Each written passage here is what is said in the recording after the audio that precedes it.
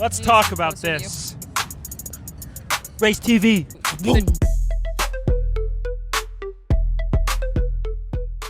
Let's talk about tonight. All right. Run us through it. It was just Yeah. frustrating.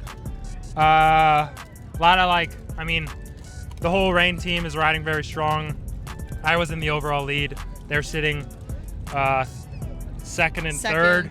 I think we still have two really hard races coming up. LaGrange is going to be a difficult course.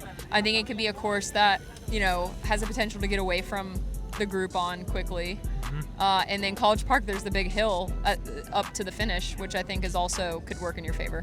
Yeah, we just, tonight was really flat. It was really technical. It felt good on all the turns. Yeah. Rodriguez was he raced smart. He was stuck to me the whole night. I mean, one point, I wanted to test him. So I drifted basically as far back in the field. Yeah, I was like, what is he doing? And I see Nikki's freaking out. I'm trying to tell her everything's okay. You did. He looked at me. He's like, it's fine. I'm like, yeah. And you were just kind of testing. And then you try to move up as quick as you can and see if you can catch him in any cutoffs and stuff. But Alfredo's a great racer, so, props to him. But the effort that you put in for 4 laps to try and bridge back to the front to the breakaway, you were like 10 seconds. You got to a point where it was close. Like we were counting down. It's 30 seconds, then it went 15 seconds, then it was 10 seconds. How were you feeling about that? What made you want to do that? Yeah, Chad kind of emphasized it, but honestly, I'd rather lose with respect than die a coward. Okay. So, I was like, I know that how I ride, and this will just open me up more for tomorrow. For sure. It's not like I need to save my legs. If anything, tonight I felt a little closed off. Yeah.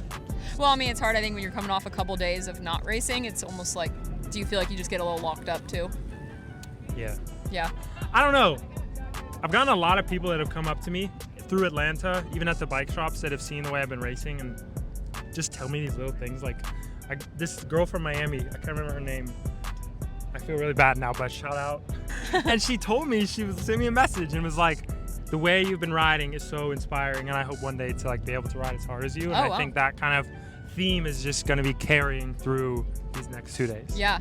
I even talked about with a few people is you being here has really changed up the way all the races have gone this year, because usually it's kind of can get boring because it's the same teams doing the exact same thing, and you're like, oh, this team's gonna you figure it out really quickly kind of what team is gonna win. And so I think you've just been like a grenade dropped into the tradition of the tradition of SpeedWeek. So I think it's been I think it's really fun.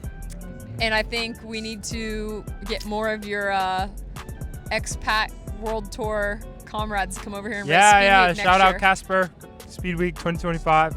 All right. Over and out. Cheers. Cheers. Fist bump. Fist bump.